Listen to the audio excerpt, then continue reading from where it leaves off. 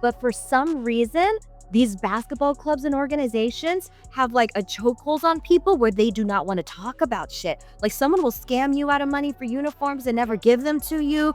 You have to stop playing youth basketball for fun. This isn't for fun. This is for keeps. Are you born with the talents and skills that take you to that next level, or can you work at it? 98% of the guys coaching your kids don't know what the hell they're talking about. This is the conversation that we're trying to have. And we really strive to use this platform to highlight the nuances that exist in youth sports. Welcome, everybody, to another episode of Pulse Check. I want to go back a bit because the genesis of this has evolved a few different times. And so for today's show, we have a couple of different angles here. First and foremost, Happy New Year. It's 2026. We have a newly formed crew. I want to obviously give respects to our team here, but before we begin, podcast started over a year and a half ago, and the genesis at that time was all about food insecurities and really just addressing how that affects the community. And we really wanted to put a spotlight on that from the standpoint of how can we help. Well, we realized there's a few different reasons why we should really pivot to talking about people's stories. And then we went into community advocates and different influential members of the community. Well, another iteration of Pulse Check, I've connected with some very talented, inspirational folks to my right here. And now the theme has actually evolved to youth sports. And I say that with the utmost sincerity and also excitement. I'm very excited. So let's just get right into it. I want to introduce Casey Day to my right. Casey is our first guest. So there's a lot of voices in youth sports, and so Casey's going to be our first guest for Pulse Check. And then I also want to introduce to Casey's right our executive producer YG. So I'll give them the opportunity to give some background in just a second. Yeah, I mean, do that. Sorry. So with that being said, I want to thank our sponsors, Clean Plate Labs, a technology, multimedia, full service company for all things small, medium sized businesses, and Jelly Feet. We would not be here without the gracious sponsorship of these two companies. And again, Casey Day. Today is the day that we want to talk about youth sports, the many voices in youth sports. I think our theme is going to be really centered around rethinking the lens, the landscape of youth sports, uh, and really piggybacking on like the AAU experience. And so, Casey Day, I would love for you to give some background about yourself. And before you do that, YG, anything you want to share with our audience before we get Casey started? About Casey? About yourself. This is our this is our this is our introductory episode. You have to say something. I'm YG. I was an All American first round draft pick. Our four from the state of Arizona. No, I'm a mom.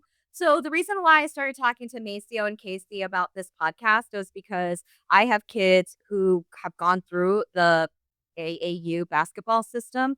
And coming into this, there was no background or history that we had related to any type of youth sports.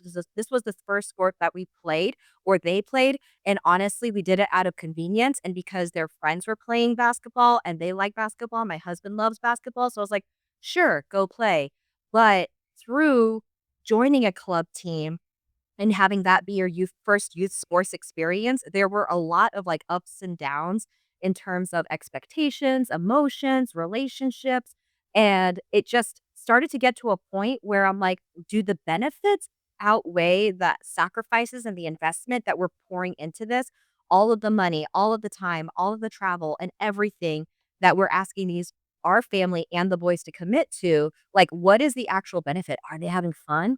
Are they developing all of the leadership, the teamsmanship, sportsmanship, all the ships that have been promised to us? Or are they only focused on championships? And so, because of that, and like really trying to figure this out and realize that I wasn't crazy for thinking that this experience was, let's say, like not exactly what I wanted for my family, it really dawned on me that there are probably a lot of other people that might feel this way. And there are a lot of, I guess, there's a lot more interest in youth sports now. There are a lot of people who are going to continue to put their kids into it. And so I was like, why don't we just have a show where we talk about these experiences? And it's less about telling people what to do and how to do it, and more just like, you're not alone. There are so many different avenues to get to where your kid's going, depending on what your kid's goals are. There's so many different ways to approach it. And so let's just have these conversations between each other, between people who are experts or who have been successful, so that people can have the best information that they need to make the right choices for their families. Fantastic. And Mhm. Casey, give us some background about yourself. My name is Casey. I am from Northern California.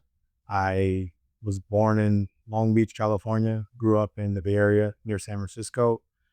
Now I'm an entrepreneur, a proud dad, a basketball coach, Mhm. amongst other things. That's pretty much it on that. Fantastic. So again, this is why Pulse Check exists. Youth sports is an emotional journey. It can get messy, and there's a lot of families that are impacted by it. So our whole message, to YG's point, is to really just draw some attention to what this looks like. So which is why we're here today, and we're here to feature real stories along the way. Experiences, the good, the bad, the ugly, and really understanding the nuances of why kids, parents, programs exist, and not only exist, but let's really highlight the pressures. Let's talk about the burnouts, the money, the commercialization of youth sports, and how that's really impacting not just youth sports, but if you really want to talk about it and really understand and get granular, you can talk about how that is impacting junior high to high school to Mhm. JUCO, the community college, to Division 1, Division 2, all the way up until you actually, maybe if you're the fortunate 1% of making it into the pro league, whether that's the NBA or the NFL or what Mhm. have you. So we want to get into that, and we will. But before we start interviewing our coaches, our trainers, our program directors, and these experts, we wanted to check ourselves. We really just wanted to pulse check ourselves, right? No pun intended. And with that said, this show is about listening, so it really makes sense to start with one of our own. Okay. And today we're sitting down with our co host, Casey Day. Casey, before we get going into youth sports today, you've really kind of introduced yourself already. So at this point, when you look back and you look at what sports was like for you a decade ago, and how you look at your life today, how would you say sports has shaped your life, and in what way has it helped you understand the world today? A decade ago, more like 3 decades ago. Aw, okay, all right. Fact check, fact check. Pulse check, fact check. That can work. Um, I think that when I was younger and I was an athlete, I never played sports to earn a scholarship. This sounds cliche, but I played sports to just have a place to go. I was a homeless kid. By the time I was 16 years old, I'd been in 11 different group homes. So for me, in my childhood, I was watched, not raised. You know what I mean? I wasn't raised by anybody. And I think at an early age, I think I was like 10 years old, I realized that if I would play football, basketball ended up being my sport, but football is the first sport I was good at. And what I would realize is that the more touchdowns I scored, the further I threw the ball, the faster I was, people were more apt to deal with me. Um, Parents, right? Like I had something to offer. At the time I didn't realize that, but I knew that, hey, we got to go pick Casey up. Casey scores all the touchdowns, so let's pick him up, have him spend the night at our house, make sure he gets to the game on time, right? Because if they gave me the schedule for wherever I was at, they knew I wasn't going to get there on time. Kind of like today, I didn't get here on time. Uh, you know, and Accountability. yeah, no doubt. And so I think from an early age, I realized that, like a lot of kids do now, I was the kid that always stayed at my friend's house so I get to the games on time. And I just knew that the better athlete I was, um, the more secure I'd be as far as just having a place to be. I remember during like off seasons when there was nothing happening, I always remembered I never had a place to go. But when basketball season came or baseball season came or football season came, people were always picking me up and giving me rides. So I just knew at an early age, like, okay, so if I get bigger and faster and stronger and I'm better than the other kids, I can reap the benefits of youth sports. And I realized that 20 years ago. That's Do fantastic. you think you would have been as good if you didn't have that Uh, pressure or like need to do well in order to be seen? no, here's the thing. I didn't know I was good until someone offered me a scholarship. I didn't know I was good. I didn't know that these people were picking me up and feeding me steak and mashed potatoes because I was good. I thought that they cared about me, right? Like that's the thing about youth sports. You think people care. These kids think these coaches care. These coaches say I care, and they'll look at your child and lie to them. Right? They don't care. I don't know you to care, right? But that's why youth basketball is so broken because it's full of teams of kids like what I was. All the kids with good parents and, you know, two parents in a household, those kids sit on the bench now, you know? You mentioned something that I think is worth revisiting. You talked about when you were young, you were watched versus being cared for. Was that what Yeah. you said? Yeah, I always had friends, had stayed the night at their house and stuff like that. I always needed a place to go, so I would pretend to be friends with certain kids because I knew they had two parents and and I, going to a group home is like, basically what happens is the way it happens is one day your parents decide, not to deal with you. When I was 9 years old, my mother committed suicide. She sent me to my dad's house. My dad had another wife at the time, and looking back, she didn't want anything to do with me, and looking back, I'm not even mad at her. It's just, it's another kid. I got 2 kids, another kid coming in, we don't got money like that. So, I'm not even I used to be mad at her for that. I don't talk to her anymore, but I'm not mad at her, like, I totally get it. But, uh I just, and so struggling there, there's times she's call me mom and I just wouldn't do that, mine just die. And what I realized in those times is when I moved there with my dad and my stepmom, I realized that I was never they didn't care. They never asked me how I was doing, never took me to counseling. They just act like it never happened. Right. So uh being being being watched and raised, it one day they decided that it wasn't working out. Um, a little lady in a station wagon came to the house and she picked me up. And I remember her getting in her car. This is outside of my dad and my stepmom's house. And I remember getting in this lady's car. Her name was Carolyn. She was a little white lady, curly hair, chubby. She's really, really nice. She was a social worker. And she was just like, "Where's your mom at?" And I assumed she knew. I said, "Where's your mom at?" And I told her what happened thing, and she broke down, started crying, and I went and lived with this lady, and I just it was my first time ever being watched, meaning, like, it's like the sports thing. I realized this lady didn't actually give a damn. She was Mm. paid to care, and going to her house, I thought it was just me and her. Got to the house, and there's 10 other kids, and I slept in a room with 4 other kids. The refrigerator had a lock on it, so we couldn't eat when we wanted.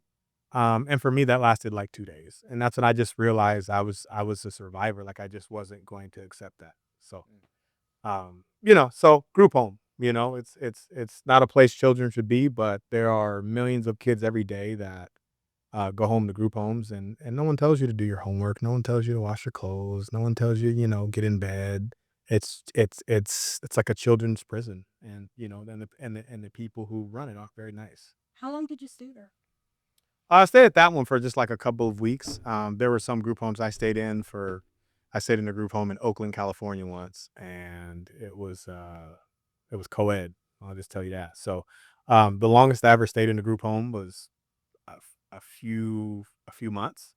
But from by the time I turned 14 years old, I was, I was paying somebody's mom to rent their other room because dad had left and they needed help with the bills. So I was like, cool, I'll take the room in the back. So at 14 years old, I was paying rent when most kids were just going home so that whole thing.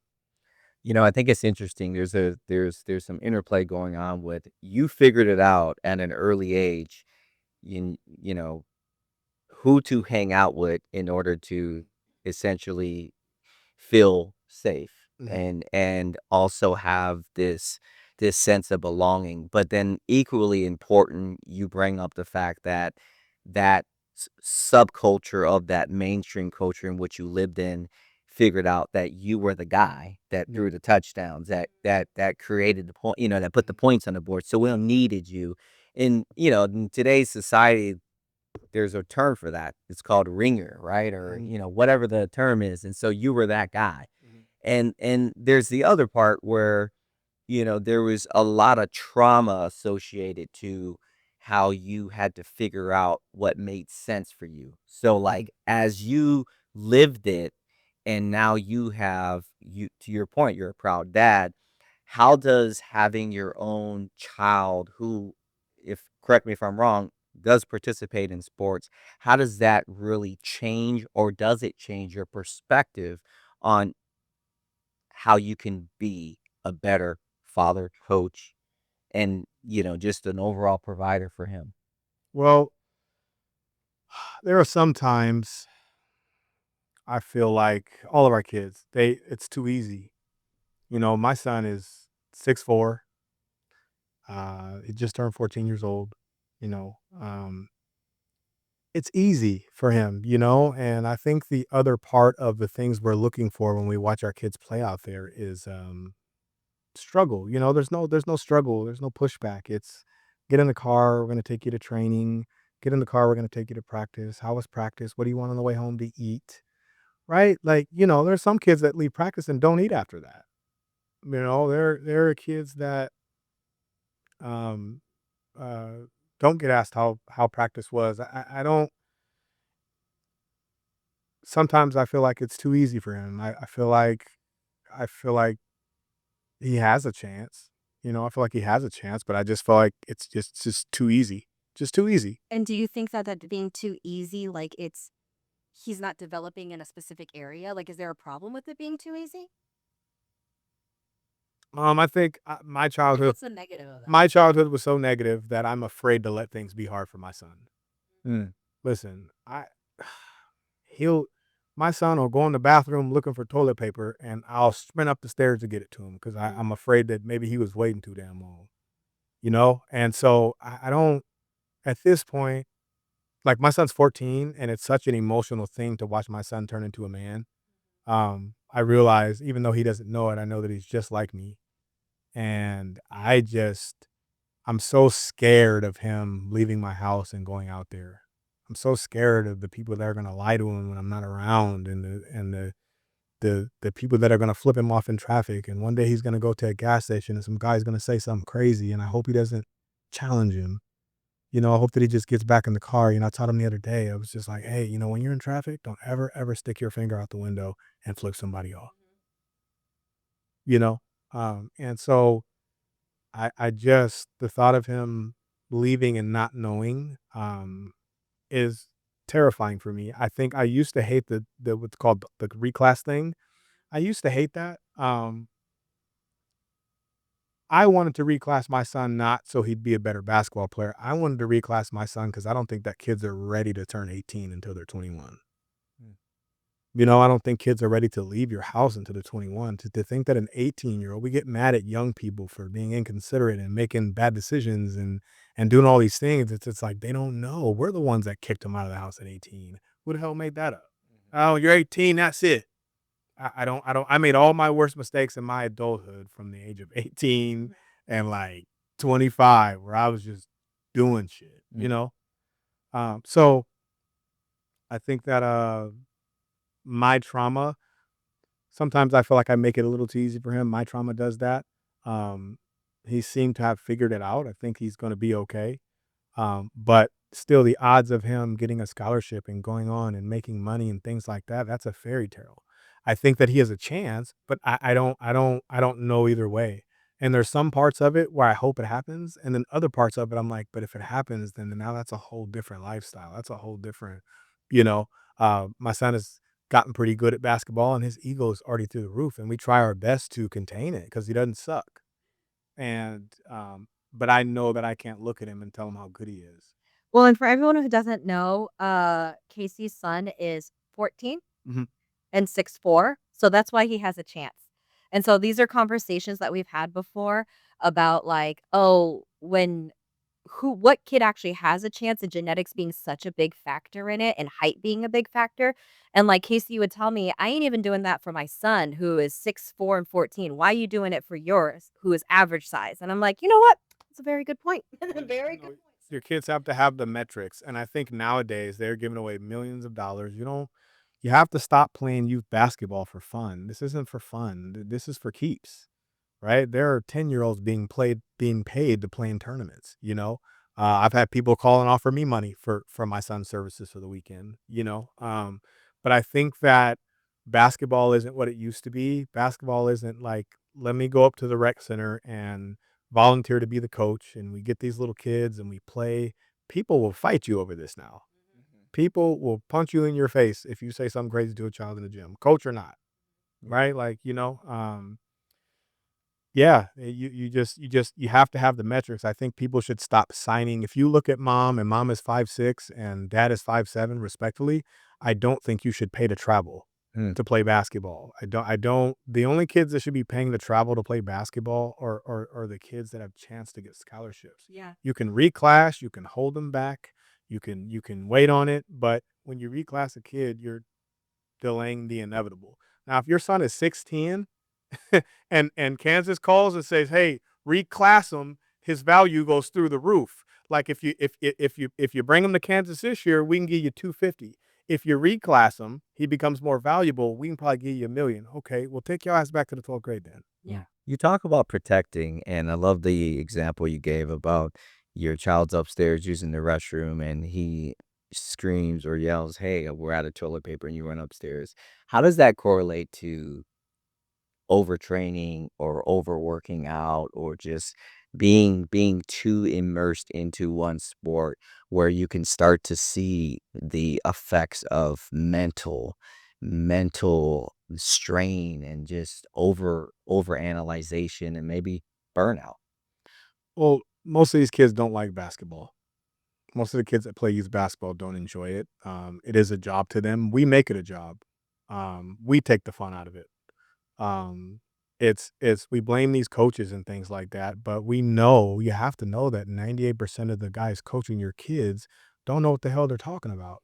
And now you're mad because they don't know what they're talking about now. But you knew that, right?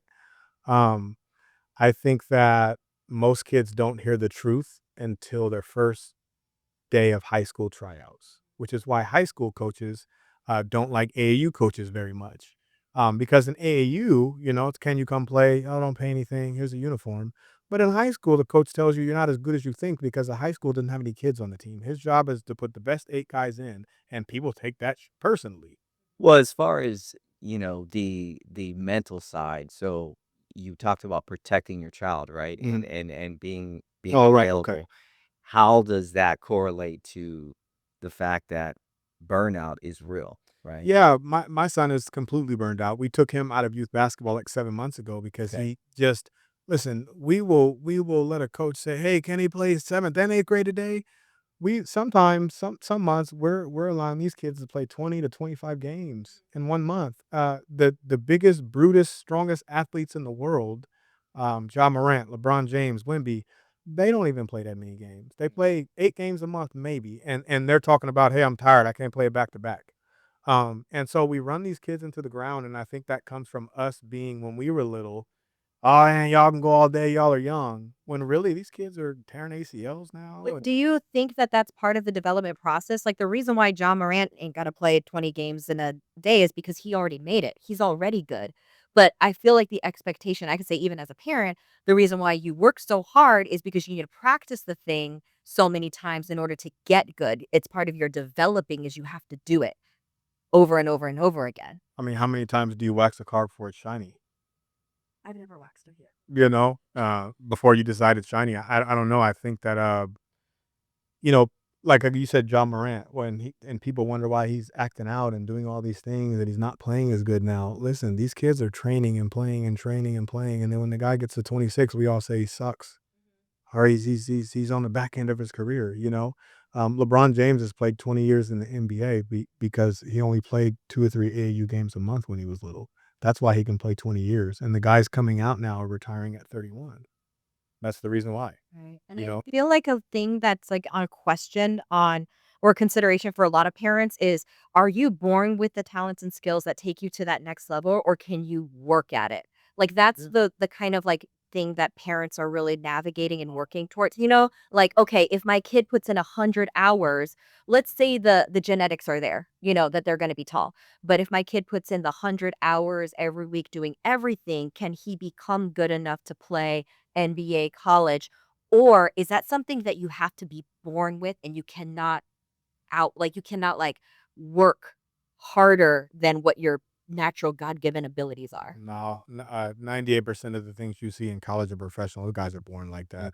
All the trainers you see on the internet and all the things and is a big scam. Meaning, like, you'll see a trainer on the internet training with Wimby, and then you'll see the trainer training with Wimby, and then you think you need to sign your 3 Asian kids up for it, right? Like, you know what I mean? Respectfully, you know what I mean? And you think that if you take your kids to Wimby's trainer, that coaches are going to start telling you, man, they're great. Yeah. 98% of it is just God given. You can't train your way to the NBA. You can't. And so I told you before, I said some parents will pay for training. But if your kid is supposed to be there, the trainers will just invite you. Right. You're either the kid being invited, being trained for free. Because when you're good, people want to, oh God, let me come over here and do this. You know what I mean? I don't pay for training for my son. Because it's like I want to attach myself and my credibility to your successes that I know is going to happen. So So I'm going to bring you into my fold, you bring me into yours. yeah, no, and so you think that if you take your kids or you take your kids to the same trainer as my son, that one day he's gonna wake up 6'4" and black, but he's not.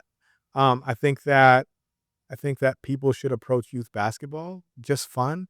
I think that most people should get into the rec space. I think when you go out there with those sharks in AAU, don't get mad because you're getting bit by these sharks. Don't get mad because the coach is fighting refs. Don't get mad because people are chasing coaches through the parking lot. Like, that's what this is. Don't complain about it. It's nuts. It's crazy. People will fight you over this. People are playing for high stakes now, real money. There are 18-year-old kids making $3 million to go to a high school and play basketball. When do you decide to advocate towards that goal versus stay quiet? Like you have a 14-year-old who you have said, yeah, he's good. But when is that point for a parent, in your opinion, to advocate versus staying quiet? Everything before the ninth grade doesn't mean anything. So if you've ever spent money, if you spending money for training, all that stuff, none of that matters before the ninth grade. You don't even physically know your kid. There are kids that, like my son, wasn't very good 3 years ago, and then he had a growth spurt. And now he's 6'4". Mm. I think that I have a younger son, and I've learned lessons from my older son. And my younger son, the only way that I'll travel is if I just want to take him to the beach. It's like, you know what? We'll go this month. We'll go to LA and we'll go to the tournament and we'll make it a beach trip and we'll do things like that. Yeah. But the only thing I don't like about the traveling thing is what I realized traveling with my oldest son all these years is that one, we wasted a lot of money, and two, I realized that when we stopped traveling, I had never spent any real time with him because all the things that I was doing with him was just basketball related. We would go to a basketball tournament and then we go eat after that. But I don't know how many times a lot of basketball dads say, we're not going to play this weekend. Let's go get something to eat. And so doing that with my son for the first time a month ago, I'm like learning who he is, and he begins to talk, and none of it's about basketball. Yeah. And so I just realized that a lot of us are screwing these children up just mentally because 99% of these kids don't have a chance to play in college. Don't even think that. Just play with an open heart, let them have fun, feed them snacks after the game. But a lot of us think because who are out there that our kids have a chance when most kids don't, and that's okay. You know what I mean? But an AAU coach has to tell you your kids improve so that you'll keep paying the fee every month. Well, and that was like the thing with us joining a club team was I was looking around and I just wanted my kids to have like true Asian mother fashion, a very good high school experience, something good for their resume, for colleges and everything to be like really well rounded. And part of that is like athletic participation. And I realized like, oh, this ain't like the 90s anymore where you could be the best kid at recess and make your high school team. Like you have to like play some sort of organized sports. And so that's why they started with basketball. But then it wasn't until, like, we were in it and now we're talking about, like, travel tournaments and tournament games and training and all of this stuff. I'm like, "Damn, do they need all of this to play high school basketball?" And the older it got, the more intense or expensive it got. And then also, like, the emotional and mental challenges that come along with it. And then, like, people just being like, "Oh, your kid is too soft." But it's also, like, maybe these expectations are too unrealistic for the average child. Um and then, like, talking to Casey and, like, realizing that, "Oh, I'm trying to keep up with the Joneses of people who are doing things to take their kids to the next level that I have no intention or my children have no intention of getting to.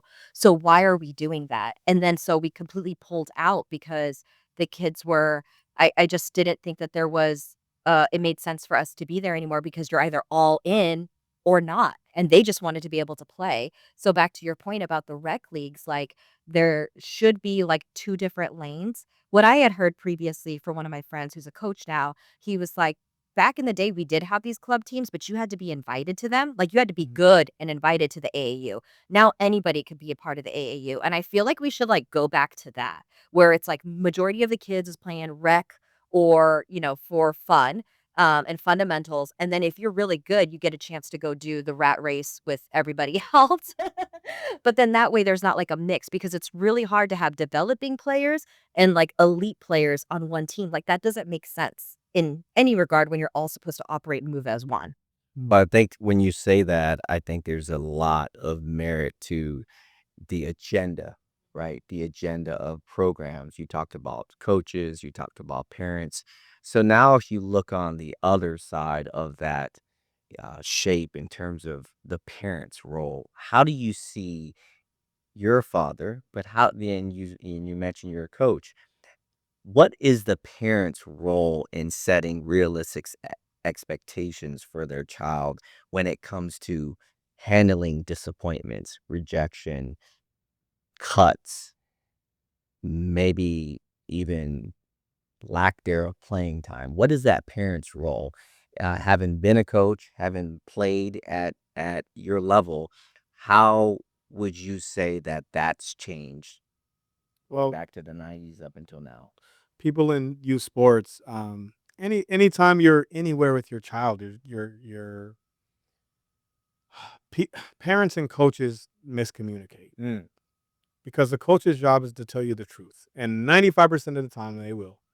Um, but a parent's job is to protect. So anytime a coach sits a kid on the bench, that's you unknowingly telling the parent, "Hey, you didn't do a good enough job preparing this kid before you came into the gym." So you're taking it personally. I want to thank our sponsors, Clean Plate Labs, a technology, multimedia, full service company for all things small, medium sized businesses, and Jelly Feet. So, in terms of just handling setbacks, Mhm. rejections, lack thereof playing time, how has the parent's role shifted?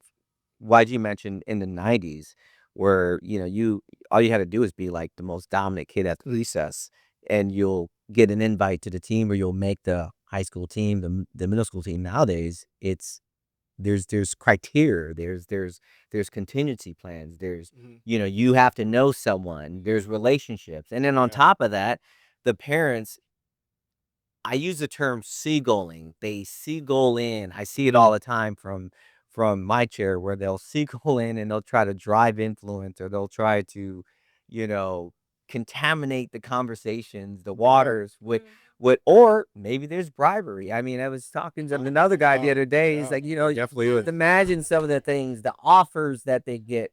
Play my son, play my daughter. I mean, there's so much out there. So I guess when you look at it from your perspective, Yeah. and how would you navigate that as a parent who has a child who just turned 14 who is good at basketball, as you stated, but not every child is good at a sport. So how would you recommend having that conversation, yet setting realistic expectations? I just think, youth basketball is like football. It's dangerous. It's dangerous. And I just think if you want to get into the space, make sure your kids have the metrics. Start making sure, look at your wife, look at your husband, and they say, hey, this might be fun for a short time, but youth basketball is only fun for a short time. This is a job. My son doesn't, he might describe it a lot of ways, but I don't think fun's one of them. Yeah. This isn't for fun. Like I said, you're playing for money. Kids are making money. And I just think 15 years ago, even 10 years ago, yeah, you could sign your kid up for basketball and it was all great. Stop doing that because you get in here at this space with, there are felons coaching these kids, hustlers, thieves, liars. These are the coaches of these teams. And then you get mad when they finesse you. You get mad when you look up and you didn't spent $20,000 on club fees and entrance fees. And what y'all don't know now is all those fees that you get mad paying at the door. Well, now the coaches are splitting that with the event coordinator. Oh, they're splitting it now. So he getting you for $250 a month. He's collecting at the door. He's collecting the tournament fee. These guys are rich. And you need to know that. You guys are rich. And so the coaches will use social media to sometimes make you feel sorry for them. They'll use social media they'll let you watch them go through things in their personal life, but they ain't going through nothing.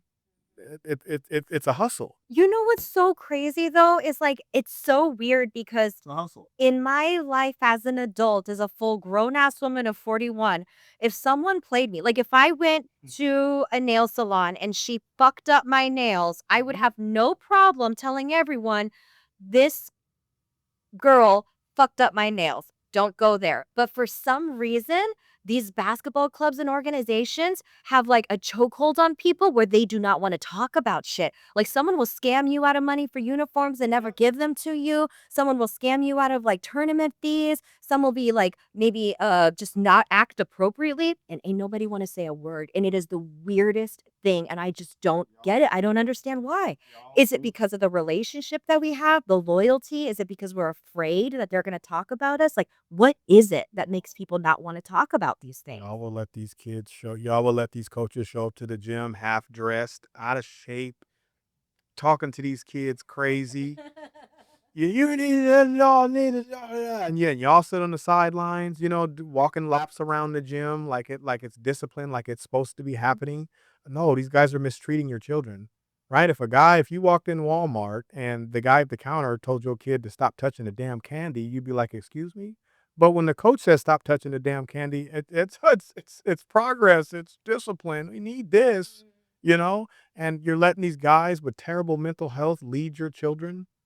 You know what I mean? I don't. My son could never play for a coach that coached in sandals. Can you walk out your door and run a mile?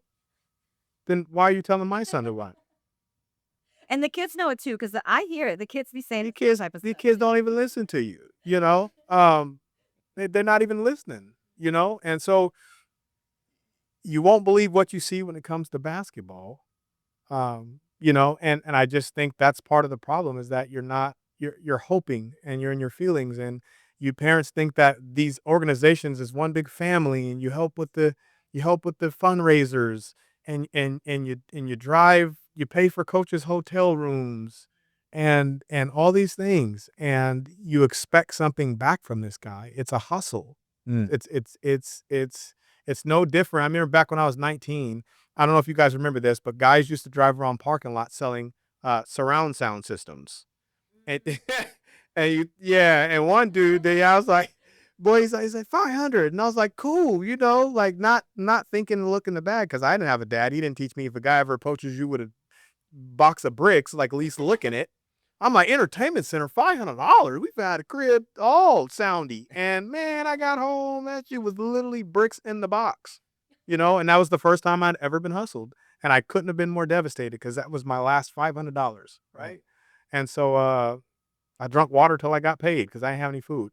So that's all. Just be realistic. This is for keeps now. And you guys got to stop jumping in youth basketball expected to be treated a certain way. These guys don't owe you anything, Yeah. right? These guys will mistreat you and your kids for 2 years, and then you get mad after 2 years.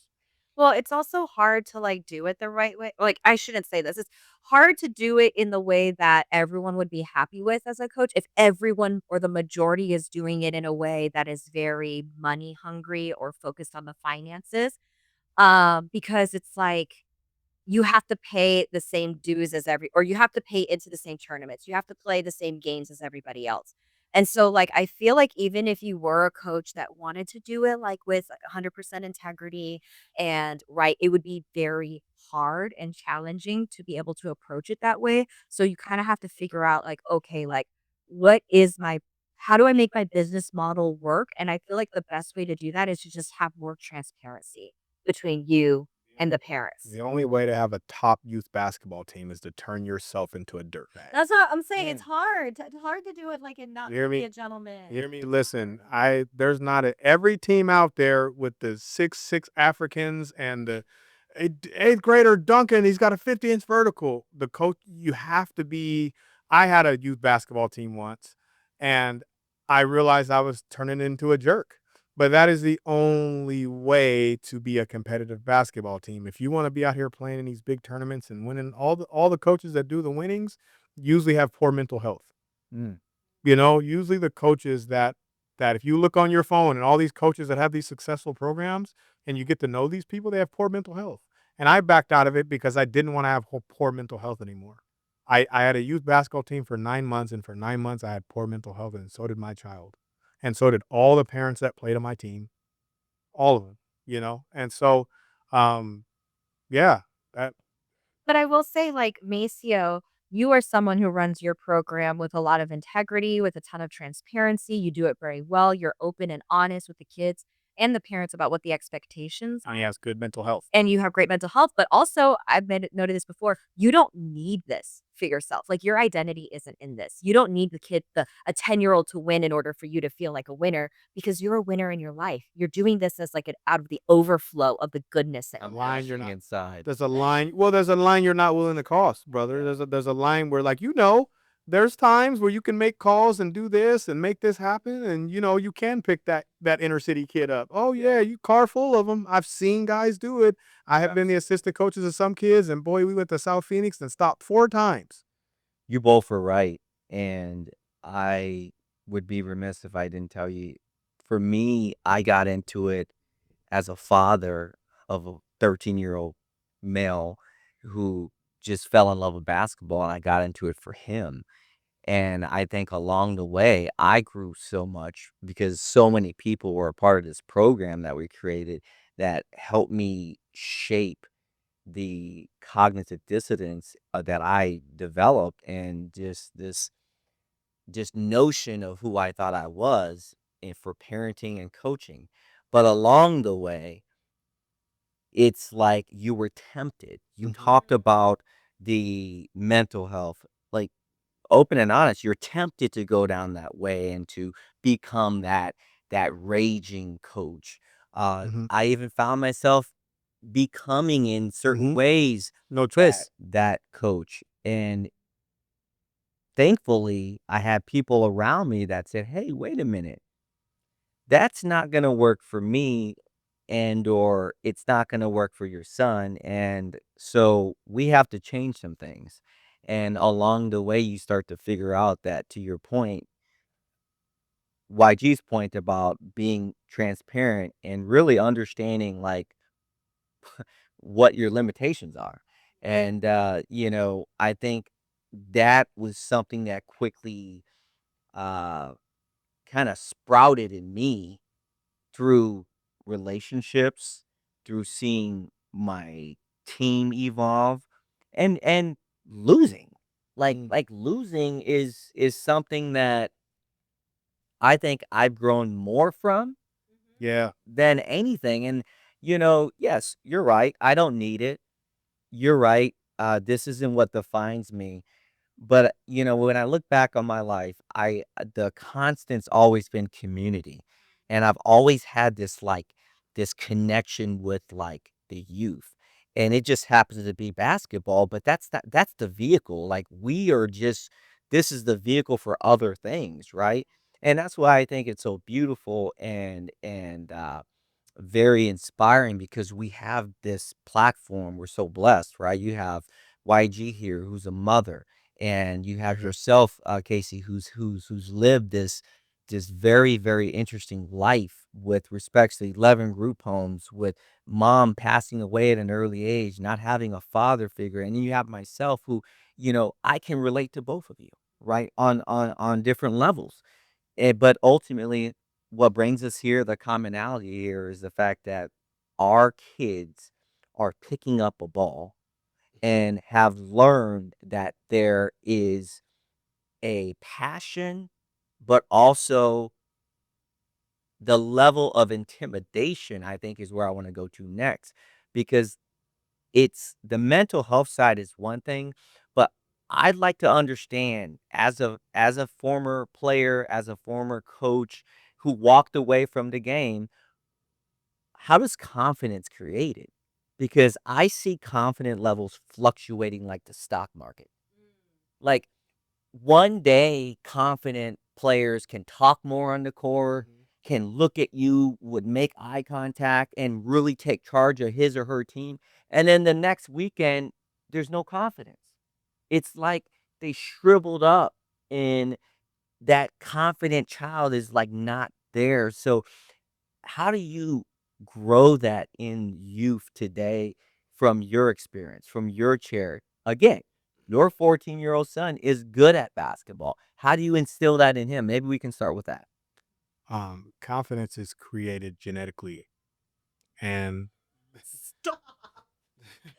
Let me. like what you guys, you guys think that you can just the reason why kids struggle with confidence week to week because they don't really have it. There are moments where they can pretend to be confident, but the kids that fluctuate week to week, that just means there's no confidence there. They're doing that for you.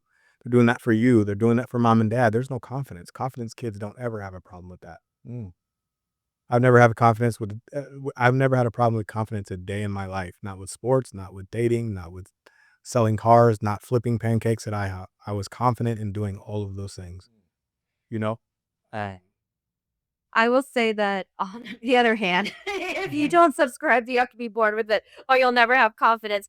I feel like confidence also comes from like being able to solve problems and overcome challenges. So for you, it feels like you was born with it because you've had to overcome shit since the day you was born, basically. So obviously from the time your little baby brain could obtain memories and withhold them, you're like, "Oh, I've always known," because you found your own apartment, you figured out what you was gonna eat, you, like, found the best dumpster to sit next to when you were homeless, you know what I'm saying? So you've always been confident because 'cause you've always been able to survive and make it.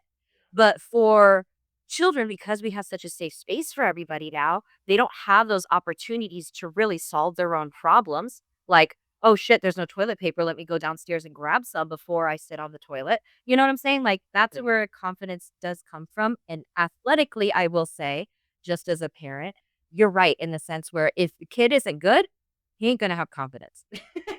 Your kid's gotta be able to do the sport that they're doing in order to have confidence in doing it, because that is where that comes from, the sports side of it.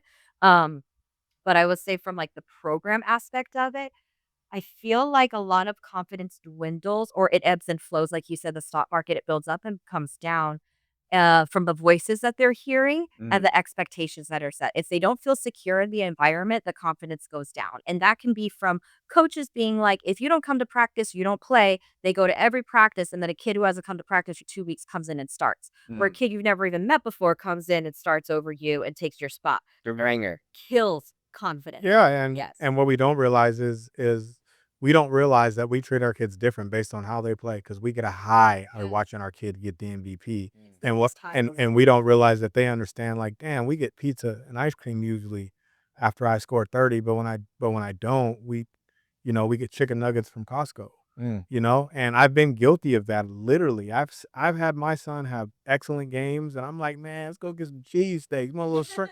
Want some shrimp? Get him some butter. Get him some butter. Man, my son has played like a jerk, and man, boy, we got Little Caesars on the way home. Yeah. Yeah, and get him the $10 one. You don't get no toppings. I had done that, because it's a reflection of me. It's like, bro, like how you gonna go out here and act like we don't work on this shit? Right. Yeah. You know, and that's why I took my son out of AAU basketball because I was the father and the son relationship. Some guys don't care. Some guys say, well, even if we're not close, he'll thank me in the end once he gets a scholarship. It's like, no, I'm not willing to risk my son and I's relationship for the sake of success of his basketball career. I'm not going to do that. And so for me, I looked at him one day and I said, you know, you're going to start high school next year. I'm going to take you out of AAU. You can do anything you want with this now. Now you have a blank canvas. Do you want to go work out? I'm never going to ask you. You can sit in your room all day if you want to.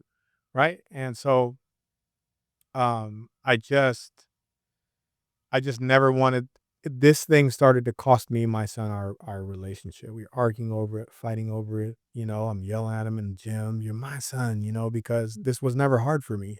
But my son has a different genetic makeup. My son was naturally not good at this. You know, the worst thing about youth basketball, you ever go in the gym and you just see this black kid just doing all the moves, and you're like, oh my God, hey, you see him? See? They're like, well, I'm not, you know what I mean? And sometimes I'll go in the gym. I still do. My son is 6'4" now. And when he was 5'11", I prayed for 6'4".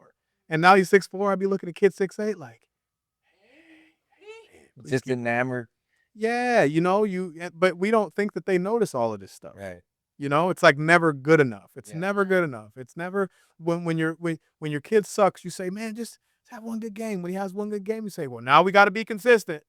Now we got to put a string of games together.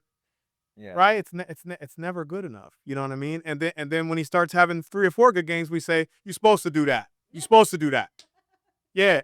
You know what I mean?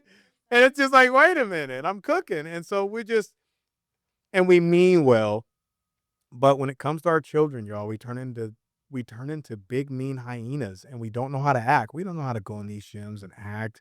We don't know how to let another kid push our kid to the ground and not we don't know how to let another parent talk shit about our kid from the stands and just not say nothing. We gotta, you ever be on the phone? Yeah, somebody say something to my son in there, we get to it. I've done it. I did it like 3 days ago. Like I gotta stop. You Did you know? coach your son at Yeah, and any I point? and I coached him and he hated it. Mm. He Yeah. hated it. You hear that a lot. Like Yeah. my son, he was like, "Listen, dude, you and all my friends can go this week without me." Yeah. And I remember one time I was coaching my son and I called him an asshole. Man, stop playing like an asshole. And he was just like, "Oh my God," So like it's just I don't with my youngest son, I've learned a lot from my oldest son, so I'll do it different. But yeah, coaching your son is a good idea if you're able to let the process be the process. My son was a late bloomer. Mm. I was so frustrated for so many years because my son just didn't get it. You know what it feels like to walk into a gym full of your peers and your homies, and to be like, "Man, yes, this son here, you ain't rebounding. Your son don't rebound very well. How's your son that tall and not Yeah. ta. You know what? That's a hit to my male ego Right. because I know all the homies in their private group chat that I'm not in, but like, man, Casey's son is trash. Right. Yeah. And at the time, maybe they were right. Right. But that group chat I'm talking about, all those guys now on the other side of that. Now they're like, man, he can play, man. He's getting tall, ain't he? I don't keep them receipts. I don't forget that. Right. Yeah. So I we have to just be realistic about basketball. And honestly, if you know your son is not going to be 6'3", don't spend money on it. Yeah. Mm. If That is the message. if you know your son is not going to be at least 6'3", don't spend money on youth basketball until somebody offers to invite you somewhere. Yeah. Right? Because when you get to a point where your kids are supposed to be there, you don't have to pay. That's why you ever hear like some of these big AU teams are all sponsored. None of the kids pay. It's like if my son is 6'5", why would I pay for a hotel room? We can be 6'5" at home. So yeah, like I'm not my son is 6'5". Why would I book a plane ticket and a hotel and spend Mm. $1,000 on food for a kid that's 6'5"? Someone's gonna pay us eventually. Yeah. I want to get back to you talked a little bit ago about just having a relationship with your son and really trying to understand what that meant versus having an agenda to go play basketball and then reward him, right? I feel like that's missing in parenting in general, where you just get to know your child. But on top of that, when you are I guess you can call it you're in this trance, you're drinking the Kool-Aid, right? And you feel all the social pressures of pushing your kid to the point where they, have that breakdown. But in terms of the relationship piece, do you feel like based on your childhood and not having that relationship, that is something that you really strive for with your 14-year-old and your younger son now? Because, you talked about earlier how you don't want them to experience that pain, that uncomfortableness, or that void because you know what it feels like. So do you feel like that's a driving force behind why you want to make sure that that's not existent in their life today? Yeah, man, talking about my son, I get sensitive, man. I just he's 14 Mm, now, and I think about like, man, like my son is almost 18 and I have raised him. I've helped raise him with his mom. We've raised him and he's never been arrested. No one's pregnant. He's never been kicked out of school. Like, he's a solid individual and that's based on all the decisions that I have made and his mother's made, and I'm proud of that, and I just what he thinks of me, what my son thinks of me means a lot to me. mm, Like I think about before I post on social media, what would my son think? I don't want to embarrass him. Still want to be myself, but I don't want to embarrass him. My son acknowledged one of my posts. Like, I would say I'm a ghetto celebrity, maybe, whatever. But I mean, like, I have a following on there, and my son never acknowledges it. He's never liked a picture. He's never commented on the picture. And yesterday, a couple days ago, I posted something and he commented on it. And would you like to share what It was so funny, yeah, Casey. that he said? I I posted something and it was me. I did like a reel of my work day and it was me writing in a notepad. And on the video, he commented, there wasn't anything in the notepad, just something silly. And see, the way I take that is, hey, dad, okay, I all right, see. big dog, Yeah, hey, like, yeah, I finally got like a little recognition from my kid because I've been waiting 14 years for him to acknowledge me. Like, hey, dad, that's his way of being like, all right, big dog, I got you. You know what I mean? yeah. And so it made me so happy. I could have cried, and I never want him to. I just when he looks back, I always want him to feel love. Like when he talks to his homeboys that didn't have relationships. When he's on playing basketball and he's like, man, I never had a dad. How's your dad? Oh man, my dad was cool. He used to take us and do us and I can. That's all I need. Yeah. You know what I mean? My relationship and what my son thinks about me means more than anything. There's so many things that I've stopped doing that I used to do. Um, how I appear to him, I'm still. I wish I could. I wish he would sit down and just be honest with me about what he thinks of me. You know, um, and it might be a little scary because I'm different. Like I work out in Daisy Dukes and I got tattoos and, like I'm just into some different things. And so I kind of like being weird, because I could be like everybody else. I could be like everybody else's dad and living through this basketball. And I just want him to know that when I come do podcast and I run my business, I take him to deliver mattresses with me now. And it's like, hey man, just know, like, understand, like my life isn't watching you play basketball. Like I want you to know, like I care about it, but I want you to know that like it's not the only thing I care about. Mm. So I'm taking him places with me. He watches me deliver mattresses to two-bedroom apartments with 12 kids in it, and we delivered a mattress 2 weeks ago to a South Phoenix neighborhood. And I remember us delivering the twin size mattresses. And as we're leaving, the little kid goes, hey, stop. And he turned around. The kid was like, hey, can you buy us some groceries? And he looked at me. He's like, Dad, like, we got to go buy some groceries. So, and so, I like him to see things like that because in my mind, in a perfect world, it makes him think like, damn, my dad, he does this to make sure I don't have to live like that. Yeah. Feel me? And so that's why, like, as a businessman, when things get slow and no entrepreneur is busy all the time. We pretend to be busy on Instagram, but shit, it gets slow and we be like, hold up now, like, is UPS hiring? Like, It gets Right. weird sometimes, and I just always I'm so afraid not to provide for him. I'm so afraid to leave him behind. I'm so afraid that something will happen and he'll have to do this thing on his own. And I know he doesn't realize how much he loves me yet. Kids don't they know love, but they don't really know love me until it's time to know love. And I'm just so excited for the day that me and him sit down. He's like, "Dad, man, I appreciate you, big dog." Like I can't wait for that. I don't know. There's a lot of Instagram parents. I see people treat their kids certain ways, but my love for my son is vicious.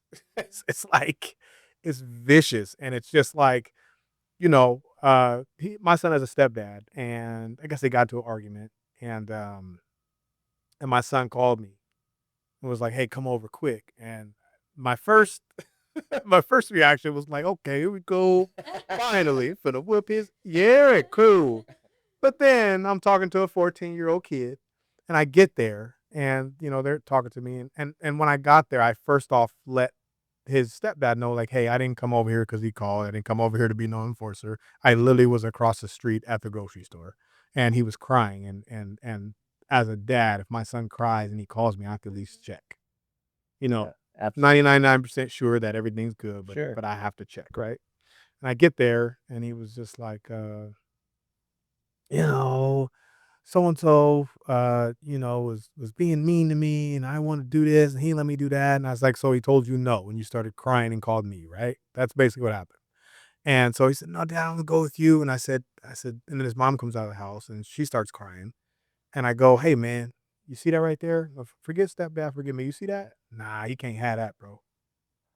And so as a co-parent, this is my chance to look. No, let's go. We go ahead. Fuck your mom. Yeah, nah. I said your mom's crying, bro.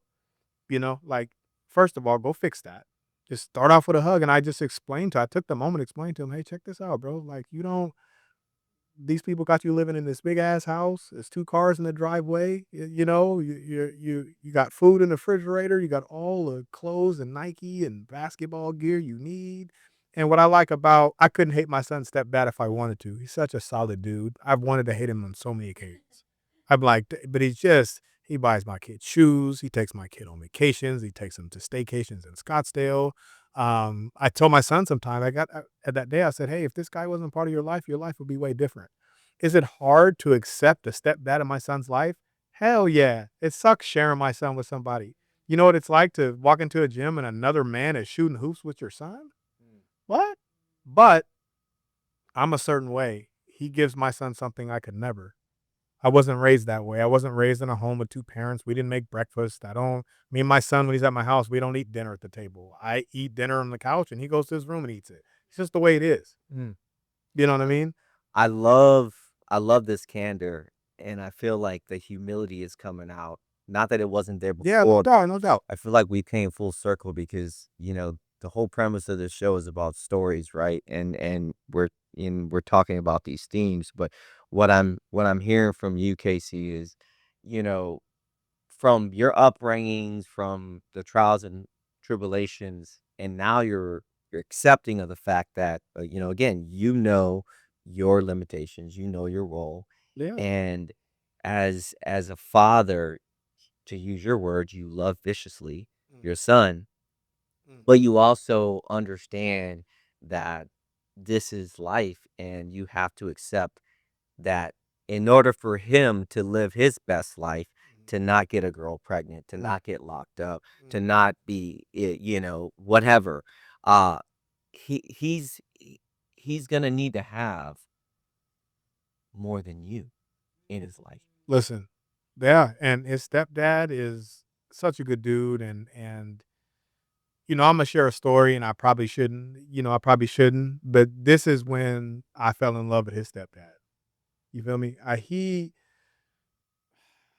had something happen, and I had to go to court. Just say that.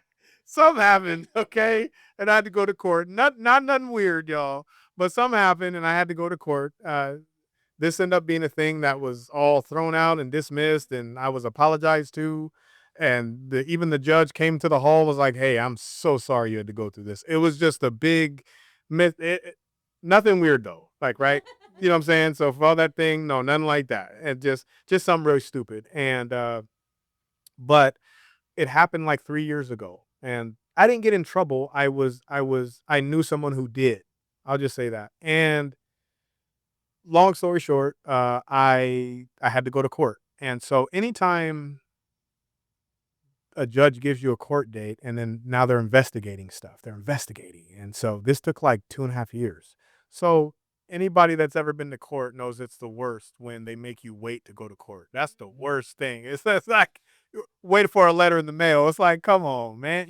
So anyway, those 2 years of my life were because I knew that whatever had I wasn't at fault, but if it didn't get figured out, I might have been in some trouble. If somebody didn't search under the right rock, and so, okay, 2 years goes by after this thing. They finished investigating. I get a notice. Okay, I got to go to court. So, just speaking from my personal experience, I think the scariest thing for a talented black man is to go in front of a damn judge. That's the worst thing ever because anything can happen. And anyway, so we finally go to the court. The court's at like the court date's like 8:30 a.m. I get up at like 5 a.m. I don't sleep that night. I am nervous because I'm hoping that this thing has gotten figured out. I'm walking into a courtroom and I don't know what's going to happen. So I go, I'm sitting by the courtroom and I'm waiting. I'm sitting there waiting. I'm just like, oh my God, I'm waiting. And my mental health is bad at this point. I gained weight. I'd been depressed because I didn't know, and privately I'll share this with you guys, but I didn't know what was going to happen. And guess who shows up? His stepdad. You hear me? I looked and I hadn't had no sleep, so I'm like, this ain't no way. And I walk over, I was like, Jason? And he was like, hey, Casey. And I just started bawling and I hugged him. I was like, listen, man, like, I don't know what batch of God's creatures you came from, but listen, I appreciate you. And he said, I consider it with you or I can leave. I don't want to put another time. He's like, I saw what was happening. He was like, he's like, the last couple of years in your face have been strange and you've been different. And I can tell that there's something wrong,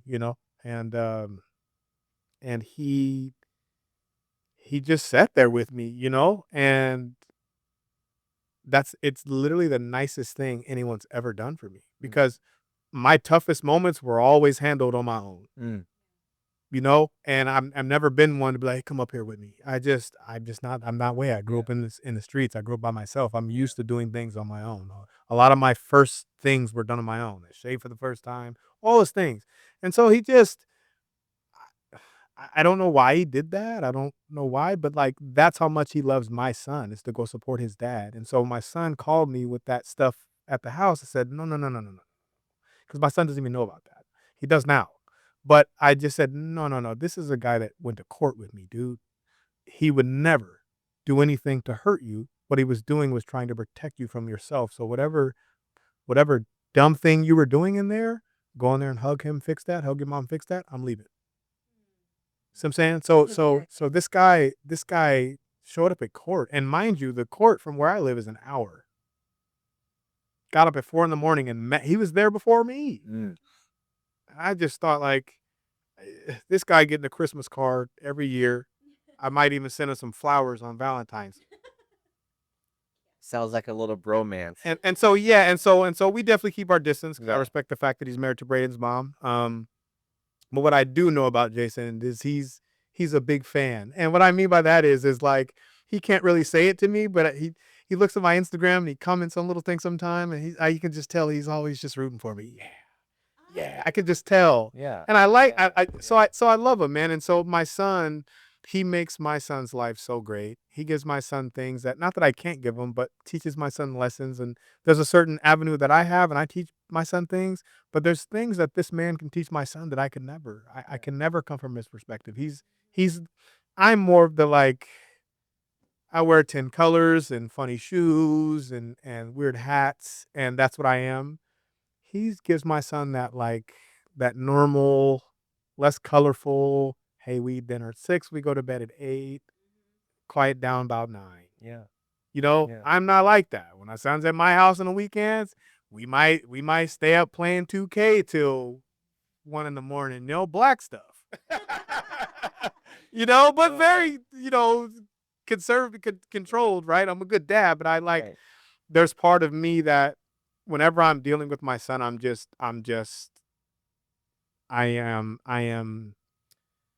tending to the inner child in me, the things I never got. You know what I mean? And so for me, it's just different in my house. Yeah. I'm not trying to be something that I'm not. I'm not trying to make my house what his mom's house is. That's not what Right. dad's house is. And it's not a fun house. We don't always do things, but I just above all things, I just want him to know that he's loved. And by the time he turns 18 and doesn't live with me anymore, I just always want him to look back and go, yeah, my dad, he's a little weird, weird. But was always there and always present. My son used the word present for the first time the other day. I was offered a assistant coaching job at Gilbert High School as the assistant coach. And Did you accept it? I'm finna tell you. I was waiting till today. Oh, Casey. And yeah, and so big time. And so the varsity squad too. And a buddy of mine coaches there. He used to be a coach at UConn, UNLV, things like that. And he asked me to come help.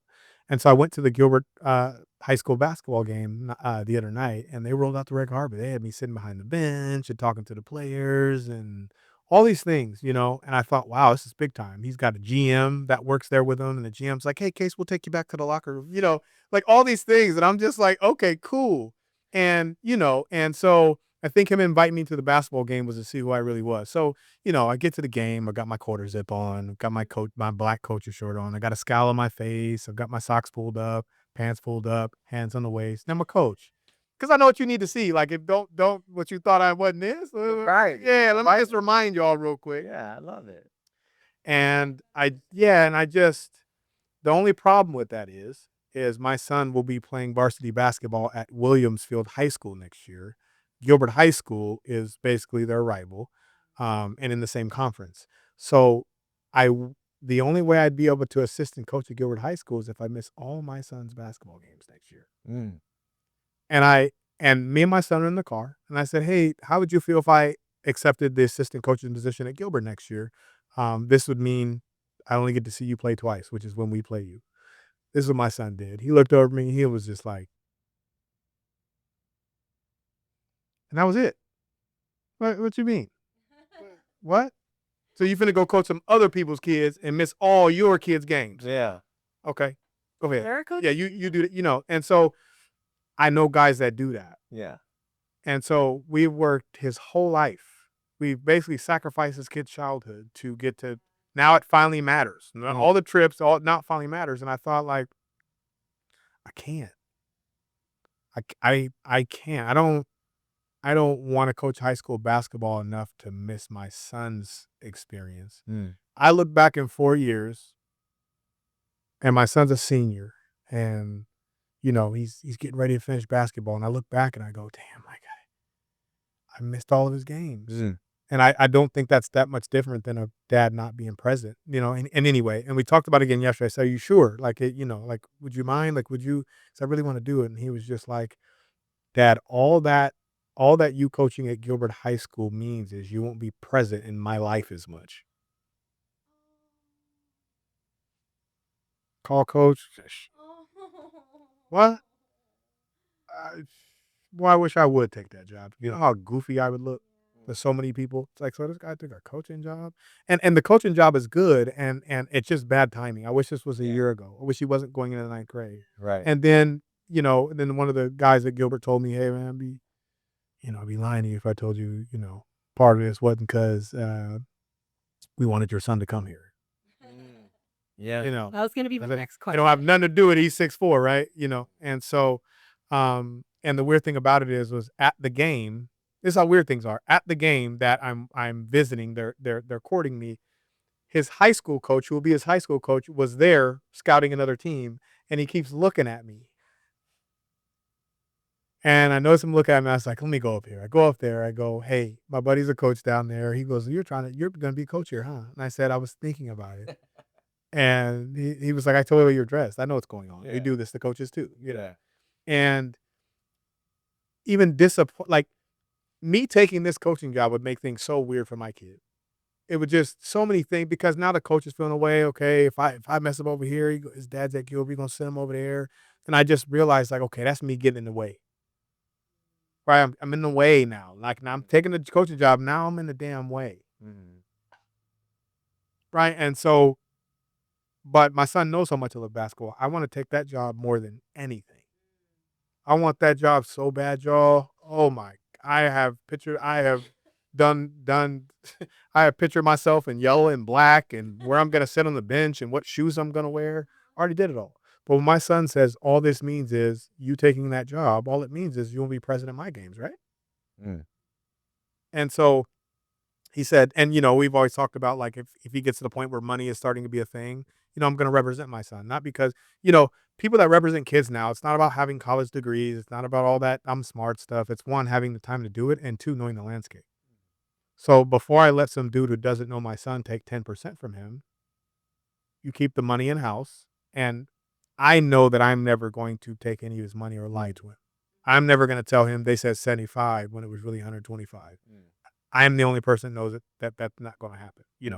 It's important for us to understand that this show is all about stories. And as we sat here today, we listened to the journey of Casey Day and really not what defines you, but what really inspires you to do what you do on a day to day basis. And I would encourage people to understand that this is the conversation that we're trying to have. And we really strive to use this platform to highlight the nuances that exist in youth sports. So thank y'all for being a part of today's episode. 2026 is here, and I'm so blessed. I'm so fortunate to be sitting here with you two, and I'm excited. I'm very excited, and I'm looking forward to the future. Again, I want to thank our sponsors, Jelly Feet, Clean Plate Labs. I want to thank Brandon, who is behind the scenes, making it happen from a videography engineering perspective. I want to thank YG, our executive producer, and I want to thank Casey Day. And I'm Maceo Wright, and we are out.